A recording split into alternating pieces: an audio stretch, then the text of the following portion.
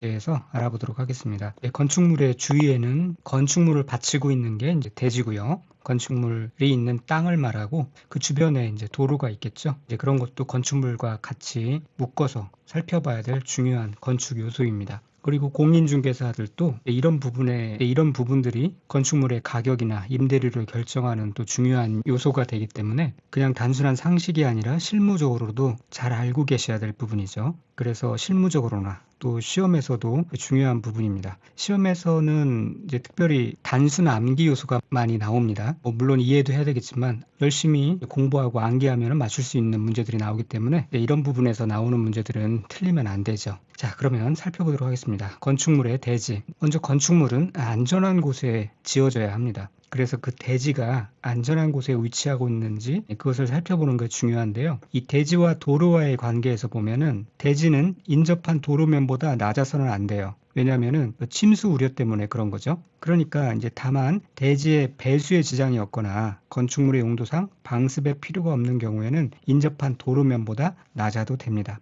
물론 내가 자의로 그렇게 판단하는 것이 아니라 전문가들이 그렇게 공인할 때 그것이 의미가 있겠죠. 그 다음에 습지와 매립지의 관계를 보면은 이 습한 토지, 또 물이 나올 우려가 많은 토지, 쓰레기, 또 그 밖에 유사한 것으로 매립된 토지에 건축물을 건축하는 경우에는 성토, 지반 개량 등 필요한 조치를 하여야 합니다. 또 옹벽의 설치가 필요한 곳에서는 옹벽을 설치를 해야 되는데요. 옹벽이란 무엇인지 아시죠? 토지의 경사면이나 단차, 그러니까 높낮이 차이가 있는 곳에 흙이 무너져 내리지 않도록 지지하는 구조물을 이제 옹벽이라고 해요. 보통 콘크리트나 혹은 강한 철망 같은 걸로 덮어가지고 그렇게 지지를 해주죠. 그렇게 해서 그 토지가 무너내리지 않도록 안정성을 확보하는 그런 시설을 옹벽이라고 합니다. 최근에 옹벽이 이슈가 된 부분도 있었죠. 이 백현동에 50m가 된다고 그랬나요? 그 정도 높이에 급경사를 이룬 옹벽이 뉴스에 화제가 되곤 했었는데요. 이제 그런 게 이제 옹벽이라고 합니다. 이렇게 옹벽을 꼭 설치해야 되는 곳이 이 밑에 같은 것인데 성토 또는 절토하는 부분의 경사도가 1대 1.5 이상으로서 높이가 1m 이상인 부분에 옹벽을 설치할 것.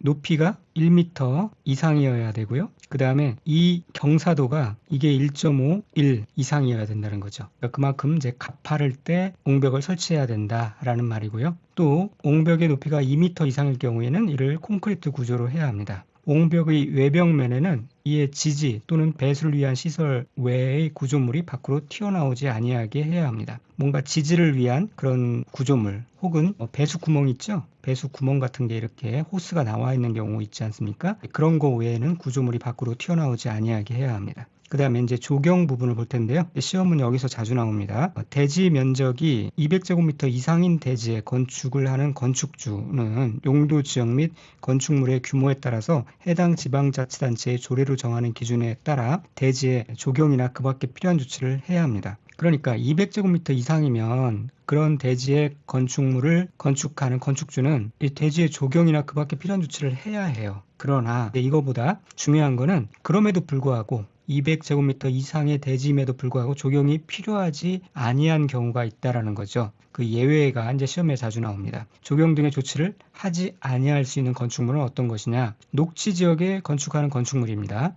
사방이 그렇지 않아도 녹지인데 거기에 뭔가 건축물을 건축한다고 또 조경을 특별히 해야 될 필요가 없죠. 그래서 이런 곳에는 조경 등의 조치를 하지 아니할 수 있고요. 또 면적 5,000제곱미터 미만인 대지에 건축하는 공장. 이 공장은 아무래도 조경 같은 그런 곳이 상대적으로 다른 건축물에 비해서 불필요한 곳인데 또 면적까지 작아요. 5,000제곱미터 미만일 때 그런 곳은 굳이 할 필요 없다. 그 다음에 또 공장이 3개가 나옵니다. 연면적의 합계가 1,500제곱미터 미만인 공장. 건물의 바닥 면적의 합계가 1,500제곱미터 미만인 그러니까 비교적 작은 규모의 공장인 경우 조경 등의 조치를 하지 아니할 수 있고요. 특히나 이제 산업단지에 있는 공장, 그런 공장들은 조경 등의 조치를 하지 아니할 수 있습니다. 이 부분 계속 중요한 부분이니까 꼭 알아두셔야 되고요. 대지에 염분이 함유되어 있는 경우 조경 등의 조치를 하는 것이 불합리한 경우, 또 염분이 있는 곳에 나무 심어봤자 그 소금기 때문에 나무가 자랄 수가 없습니다. 그런 곳에 굳이 할 필요 없다. 그 다음에 축사, 동물을 위한 조경까지는 할 필요 없다. 그런 거고요. 그 다음에 도시군 계획 시설 및 도시군 계획 시설 예정지에서 건축하는 가설 건축물. 이런 곳은 어차피 최대 존치할 수 있는 기간이 3년 1000 미만이잖아요. 그런 곳까지 굳이 적용을 할 필요는 없다. 그 다음에 또 자주 나오는 것이 연면적의 합계가 1500제곱미터 미만인 물류시설, 소규모의 물류시설인데 그런 곳까지는 할 필요가 없다 라는 거예요. 그런데 이제 단서가 더 중요한데, 주거지역 또는 상업지역에 건축하는 그런 1500제곱미터 미만인 물류시설은 적용을 해야 합니다. 아무래도 주거지역이니까, 상업지역이니까 1500제곱미터 미만인 물류시설이라 할지라도 주변 환경과의 조화를 위해서 적용을 해야 한다는 거죠. 다시 말하면 이겁니다. 연면적 합계가 1500제곱미터 미만인 공장과 물류시설은 적용이 필요 없어요. 공장도 그렇고요. 물류시설도 마찬가지입니다. 근데 그 중에서도 주거 상업지역의 물류시설은 적용을 해야 해요. 그래서 중요한 부분이니까 잘 이해해 두시기 바랍니다. 다시 말씀드리면 연면적 1500제곱미터 미만인 물류시설이라 할지라도 주거 및 상업지역에 위치한 그런 물류시설은 어떤 환경적, 사회적 요구를 충족시키기 위해서 적용 의무가 부과됩니다. 주변 환경과의 어떤 조화를 위해서. 그 다음에 또 그 물류시설이라는 건 차들이 왔다 갔다 하고요. 그래요. 그런데 그런 곳이 주거지역이나 상업지역에 어쩔 수 없이 위치한다 할지라도 열섬 현상이라고 그래서 온도가 높아지는 그러한 현상이 발생할 수 있는데, 이제 적절한 조경 시설을 함으로써 이 나무와 녹지를 통해서 그런 주변 온도를 낮추고 열섬 현상을 좀 완화시키는 그런 효과가 있습니다. 그래서 이런 곳에는 적용을 해야 합니다. 또 자연환경보전지역, 농림지역 또는 관리지역의 건축물, 이런 곳은 이제 도시 외 지역이잖아요. 관농자 지역이니까 이런 곳까지 적용을 그렇게 의무를 부과하고 있지는 않은데, 그러나 그런 지역에 있는 지구단위 계획구역이라 하더라도 도시 외 지역에 있는 지구단위 계획구역이죠. 그렇게 지정된 지역은 적용을 해야 합니다. 또 관광단지에 설치하는 관광시설, 종합휴양업의 시설, 관광휴양형 지구단위 계획에 설치하는 관광시설, 골프장, 이런 곳들은 적용 등의 조치를 하지 아니할 수 있습니다. 이런 시설들은 적용을 더 강화해야 될 것 같은데 적용 등의 조치를 하지 아니할 수 있는 건축물이라고 하니까 좀 의문이 들죠. 그런데 이런 건축물은 이미 설계 및 인허가 과정에서 환경 관련 규정을 철저하게 검토를 받아요. 그래서 이제 별도의 적용 조치를 하지 않아도 된다는 거고요. 그리고 이런 시설들은 이제 환경 친화적인 특성이 있죠. 그런데 건축법에서 적용에 관한 규정들을 적용할 경우 상호 상충될 수가 있어요. 그래서 어떤 그런 중복 규제나 행정적 비효율을 방지하기 위해서 이런 것들은 건축법상 적용 등의 조치를 하지 아니할 수 있는 건축물에 해당됩니다. 그렇게 알아두시고요. 그 다음에 옥상에도 요즘에는 이제 적용을 하죠. 그래서 옥상을 이제 쉼의 공간으로 활용하기도 합니다. 그리고 옥상의 조경 공간을 확보함으로써 열을 흡수해서 건물 전체 온도가 올라가는 것을 방지하는 효과도 있죠. 이렇게 옥상에 조경을 하게 되면요, 조경 면적의 3분의 2에 해당하는, 이 전체 조경을 했다 그러면 이 3분의 2에 해당하는 이 면적이 이 대지의 조경 면적으로 산정할 수가 있어요. 왜냐하면 어떤 건물을 지을 때 의무적으로 조경을 해야 되는 그러한 면적이 주어지잖아요. 그런데 그 의무 조경 면적에서 옥상 조경 면적이 포함될 수 있다는 거예요. 그러니까 건축하는 사람 입장에서는 유리하죠. 이 땅이 다 돈인데 요만큼을 절약할 수가 있으니까요. 그런데 그것도 옥상 전체 면적이 아니라 옥상의 3분의 2 면적에 해당되는 면적을 대지의 조경으로 산정할 수 있고, 그리고 이 대지의 조경 면적의 2분의 1, 100분의 50을 초과할 수 없도록 그렇게 하고 있습니다. 자, 3분의 2, 2분의 1 그렇게 알아두시면 됩니다. 자, 그 다음에 이제 공개공지라는 그런 개념이 나오는데, 말 그대로 대중에게 공개한 공지를 말해요. 어떤 건축물을 지을 때 그냥 지나가는 사람들이 쓸 수 있도록 이 대지의 특정 공간을 공개해서 활용할 수 있도록 한다는 그런 취지거든요. 그래서 여기 이제 사진에 나와 있는 이런 것들이 이제 공개공지입니다. 그래서 공개공지라고 이렇게 써놓기도 하죠. 누구나 시민들이 와서 쉬고자 한다면 잠깐 쉼을 얻을 수 있도록. 그런데 그렇게는 잘 활용되지는 않는 것 같아요. 어쨌든 그런 것을 이제 공개공지라고 하고요. 자, 그러면은 이렇게 공개공지를 꼭 설치해야 되는 그러한 설치 대상, 지역 및 건축물은 어떤 것이냐, 그것을 살펴보도록 하겠습니다. 이제 다음에 해당하는 지역의 환경을 쾌적하게 조성하기 위하여 대통령으로 정하는 용도와 규모의 건축물은 일반이 사용할 수 있도록 소규모 휴식시설 등의 공개공지 또는 공개공간을 설치해야 합니다. 자, 이 두 개가 플러스가 되어야 됩니다. 그러니까 이런 대상 지역에 이런 대상 건축물이 있을 때, 그럴 때 이제 공개공지를 확보를 해야 된다는 겁니다. 그래서 먼저 대상 지역을 보면은 일반 주거지역, 그 다음에 준주거지역, 상업지역, 준공업지역, 그리고 특별자치시장, 특별자치도지사 또는 시장군수구청장이 도시화의 가능성이 크거나 노후산업단지의 정비가 필요하다고 인정하여 지정 공고하는 지역,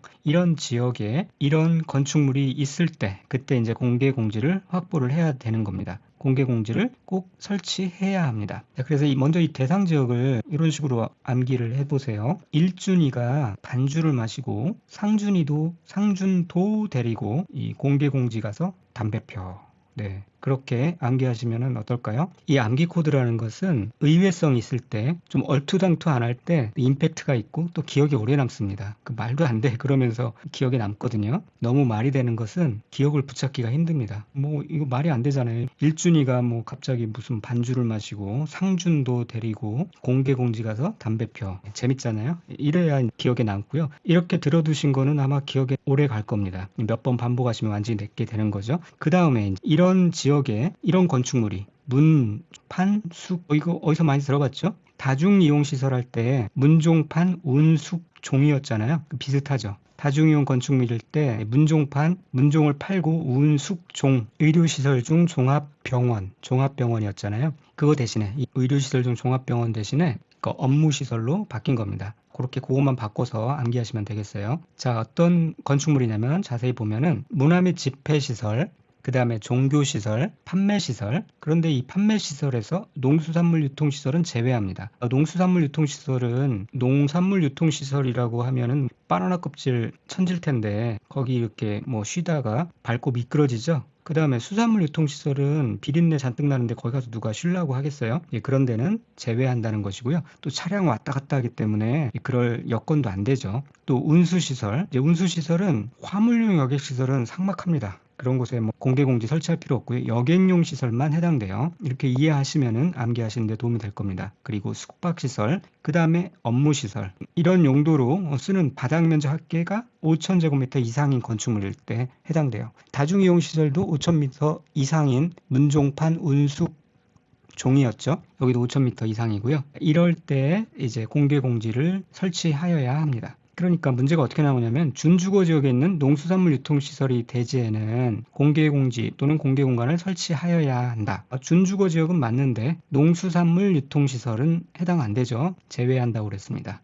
틀린 거고요. 중공업 지역에 있는 여객용 운수시설. 중공업 지역 맞습니다. 여객용 운수시설 맞죠? 공개공지를 설치해야 합니다. 그렇게 문제를 푸시면 되겠고 이럴 때 이제 공개공지를 설치할 때 확보해야 될 면적은 대지 면적의 100분의 10 이하의 범위에서 건축 조례로 정하는데요. 만약에 조경 면적이 있다 혹은 뭐 이렇게 건물을 지으려고 땅을 정지 작업을 하다 보니까 거기에 문화재가 발굴됐어요. 그래서 매장 문화재를 보존하기 위해서 조치한 면적이 있다고 할 때 그 조치 면적을 공개 공지 등의 면적으로 할 수가 있어요. 왜 광화문에도 그 대로를 개발하다가 그 문화재가 발굴됐잖아요. 그래서 거기도 현재 가보면은 그 매장 문화재 현지 보존 조치 면적이 있어요. 이제 그런 것들을 말하죠. 그런 게 있을 경우 공개공지 등의 면적으로 할 수가 있습니다. 이렇게 이 공개공지 등의 확보 대상 건축물에 이 공개공지 등을 설치하는 경우에는 건축물의 건폐율, 건축물의 용적률과 건축물의 높이 제한 등을 다음에 따라서 완화해서 적용할 수 있습니다. 자, 건축물의 용적률은 해당 지역에 적용하는 용적률의 1.2배 이하로 1.2배 이하까지 완화해서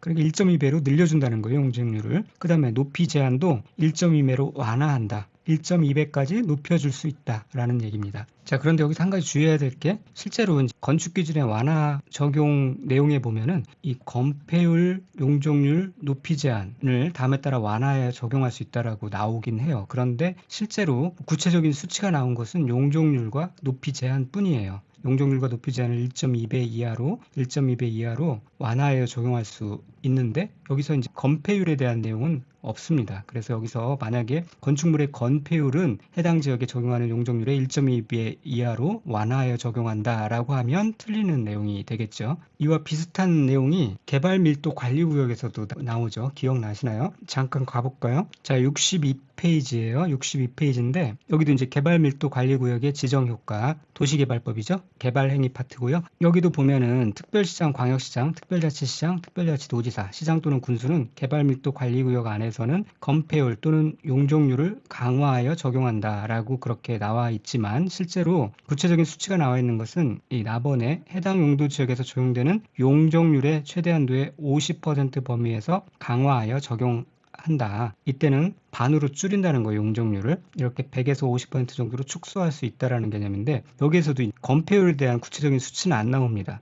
그래서 용적률의 최대 한도의 50% 범위에서만 강화하여 적용한다. 그렇게 알아두셔야 되고요. 이 내용이 비슷하죠. 다시 돌아가도록 하겠습니다. 자, 그리고 이제 이 공개 공지들을 그러면 어떻게 활용할 것인가? 공간으로도 활용하지만 건물주 입장에서 좀 이렇게 베니핏을 주는 게 어떤 게 있냐면은 공개 공지 등에는 연간 60일 이내의 기간 동안 건축 조례로 정하는 바에 따라 주민들을 위한 문화 행사를 열거나 판촉 활동을 할 수가 있어요. 또한 누구든지 공개 공지 등에 물건을 쌓아놓거나 출입을 차단하는 시설을 설치하는 등 공개 공지 등 활용을 저해하는 행위를 해서는 안 돼요. 출입구 폐쇄 등 이런 걸 해서는 안 된다는 건데 백화점 같은 데도 이제 앞에 정문 앞에나 그런 공간에 공개 공지 등이 있잖아요. 그래서 연간 60일에 해당되는 범위 내에서 판촉 활동 같은 것들을 하는 것들을 볼 수가 있어요. 실제는 판촉 활동이 아니라 판매 활동을 하고 있죠. 그런 것도 이제 공개 공지 등에 활용하는 예라고 볼 수가 있습니다. 자, 여기서 공개 공지는 이제 대지 면적 기준으로 100분의 10입니다. 여기서 건축 면적이라고 하면은 틀린 내용입니다. 자, 그 다음에 도로에 대해서 알아보겠습니다. 도로의 개념은 이런 겁니다. 보행 및 자동차 통행이 가능한 너비 4m 이상인 도로 또는 예정 도로를 말해요. 도로라고 다 도로가 아니라 4m 이상이어야 그런 도로여야 혹은 도로로 사용할 예정인 그런 예정 도로여야 그것이 이제 도로이다 라고 하는 거고요. 예외적으로는 지형 조건으로 차량 통행이 불가능한 경우는 4m가 아니라 3m 이상인 것도 이제 도로라고 그렇게 할 수 있고요. 또 우리가 보면은 막다른 도로가 있죠. 그러니까 끝이 막혀 있는 그런 도로를 말해요. 그런 곳은 또 약간 예외적인 상황을 두는데 도로라고 부르지만 그 막다른 도로 길이가 10m 미만인 경우는 2m 이상만 되면 되고 그러니까 사람 2명이 한 사람의 어깨를 1m로 기준했을 때 2명이 엇갈려서 왔다 갔다 할 수 있는 정도만 되면은 그걸 도로라고 부를 수 있고요. 그 막다른 도로의 길이가 10m 이상 35m 미만인 경우에는 3m 이상일 때 그러니까 차 한 대, 2m 폭의 차 한 대 주차시켜 놓고 그 다음에 한 사람이 드나들 수 있는 그런 정도를 도로라고 하고요. 35m 이상인 경우에는 6m 이상이어야 됩니다. 자, 이게 참고로 알아두시면은 소방차가 드나들 수 있는 그런 것도 감안을 해서 이렇게 도로 너비를 정하거든요. 일반적으로 소방차의 너비가 2.5m 정도가 됩니다. 그러니까 10m에서 35m 미만인 경우에는 뭐 차가 없으면 직접 들어가도 되고요. 차가 여러 대가 주차시켜 있더라도 소방 호스가 이제 보통은 30m 정도는 되니까 불을 끄는데 문제가 없기 때문에 밖에서도 3m 이상 정도만 되는데 35m 이상인 경우에는 소방차가 좀 진입해야 될 필요가 있어요. 물론 뭐 소방 호스를 연결하는 방법도 있지만 이럴 경우 이제 진입해야 될 경우 차가 도로에 이미 2m 폭의 차들이 주차되어 있는 상태에서 2.5m가 소방차가 진입을 하려면 2m, 4.5m, 4m, 4.5m 그리고 약간 여유를 두고 6m 이상은 돼야 된다라고 보는 거죠. 그래서 6m라는 숫자가 나옵니다. 참고로 알아두시고요. 그 다음에 도로를 지정하고 폐지할 때 또는 변경할 때 또 해당 규정이 있는데요. 허가권자는 도로의 위치를 지정 공고하려면 국토교통부령으로 정하는 바에 따라서 그 도로에 대한 이해관계인의 동의를 받아야 합니다. 다만 다음 어느 하나에 해당하면 이해관계인의 동의를 받지 아니하고 건축위원회의 심의를 거쳐 도로를 지정할 수가 있는데요. 이해관계인이 해외에 거주하는 등의 사유로 이해관계인의 동의를 받기 곤란할 때 또 주민이 오랫동안 통행로로 이용하고 있는 사실상의 통로로서 해당 지방자치단체 조례로 정하는 것인 경우에는 동의를 받지 않고도 도로를 지정할 수가 있습니다. 그러나 도로를 폐지하거나 어떤 변경을 할 때는 예외 규정이 없이 폐지하거나 변경하려면 이해관계인의 동의를 반드시 얻도록 그렇게 하고 있습니다. 자, 그렇게 알아두시고요. 그리고 대지와 도로의 관계에 있어서 이 접도 의무라고 하는데요. 이 관계도 알아두고 계셔야 합니다. 원래 그 원칙상으로는 건축물의 대지는 2m 이상이 그 도로에 접해야 돼요. 위에 도로 너비는 그 도로의 정의에서 도로의 너비는 4m 이상이 돼야 된다고 그랬죠? 이 내용과 다르죠? 이거는 그 건축물의 대지가 2m 이상이 도로에 접해야 한다는 거예요. 그리고 막상 그 도로의 너비는 4m 이상이 돼야 된다는 거고요. 그런데 자동차만의 통행에 사용되는 도로는 제외한다. 이 말이 뭐냐면 자동차만의 통행에 사용되는 도로라는 것은 예를 들면 고속도로 같은 거예요. 차가 쌩쌩 달리죠. 그런 고속도로에 접한 대지는 거기에 그 건축물이 속한 대지가 그 고속도로에 100m를 접했다 하더라도 고속도로에서 그 건축물로 진입로 설치를 할 수가 없죠. 고속도로는 딱 단절이 되어 있잖아요. 그러므로 이 건축을 할 수가 없다라는 얘기입니다. 건축할 수 있는 대지는 2m 이상 도로에 접해야 돼요. 그런데 이것도 예외가 있죠. 2m 이상이 도로에 접하지 않아도 되는 경우, 해당 건축물의 출입에 지장이 없다고 인정되는 경우, 두 번째, 건축물의 주변에 공지가 있는 경우. 공지라는 것은 광장, 공원, 유원지, 그 밖의 관계법령에 따라 건축이 금지되고 공중의 통행에 지장이 없는 공지. 로서 허가권자가 인정한 공지를 말합니다. 그 다음에 농지법에 따른 농막을 건축하는 경우, 농지 한가운데 쉴 수 있는 농막을 건축하는데 거기 그 농막까지 2m 이상의 도로가 접해야 할 수는 없죠. 그러면 누가 농막을 짓겠어요? 자, 그런 경우 2m 이상의 도로에 접하지 않아도 됩니다. 이런 또 예외 규정이 있는가 반면에 2m가 아니라 그 이상 도로에 접해야 된다는 강화 규정이 있어요. 즉 4m 이상이 도로에 접해야 되는 경우인데요. 어떤 경우냐? 연면적의 합계가 2000제곱미터 이상인 건축물의 대지는, 그러니까 연면적의 합계가 2000제곱미터면 꽤 큰 건축물이죠. 이런 건축물의 대지는 너비 6m, 4m가 아니라 너비 6m 이상의 도로에 2m가 아니라 4m 이상 접해야 합니다. 그러니까 4m에서 6m로 강화됐고 2m에서 4m로 강화됐죠. 그래서 이제 강화 규정인 거예요. 왜냐? 연면적의 합계가 2000제곱미터로 큰 규모의 그런 건축물이기 때문에. 자, 그런데 그 건축물이 공장인 경우에는 3000제곱미터 이상인 건축물로 그렇게 조금 완화를 해주는 겁니다. 옆에 그림에 나와 있죠.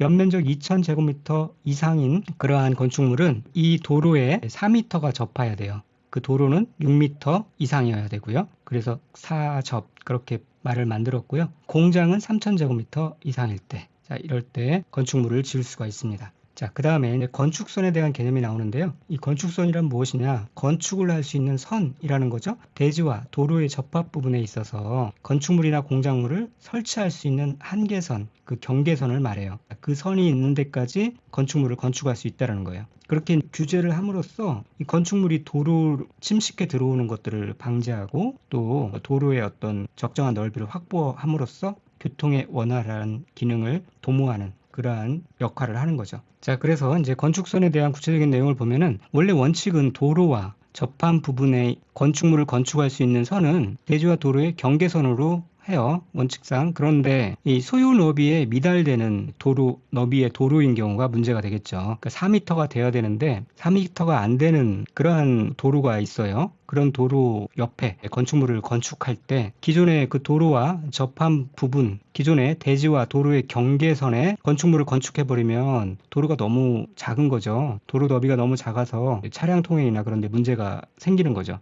그래서 그런 경우는 건축을 할 수 없게 하는 게 아니라 건축을 하되 어떻게 하느냐? 소유 너비에 못 미치는 너비의 도로인 경우 그 중심선으로부터 그 소유 너비의 2분의 1의 수평 거리만큼 물러난 선을 건축선으로 합니다. 자, 어떤 경우냐면은, 자, 이런 대지가 있어요. 여기에 이제 건축을 하려고 하는데, 이 도로가 2m라는 거죠? 이런 경우, 이게 대지와 도로의 경계선인데, 여기서부터 건물을 지어버리면 안 된다는 거죠. 이 도로가 규정에 못 미치기 때문에. 이런 경우는 어떻게 건물을 지을 수 있냐면, 이 중앙선으로부터 각각 2m를 후퇴하면 전체 길이가 4m가 되잖아요. 그렇게 원래 규정된 도로 면적을 확보하고, 그러니까 이렇게 후퇴해서 2m를 후퇴해서 이쪽에 여기서부터 건물을 지을 수 있다라는 겁니다. 그리고 이렇게 지정된 선을 건축선이라고 하는 거예요. 그리고 이 대지도 이렇게 여기서부터 이제 건축물을 건축하면 되겠죠. 전체 너비가 이제 4m가 되니까요. 그런데 또 한 경우는 도로의 반대쪽에 경사지등이 있는 경우예요.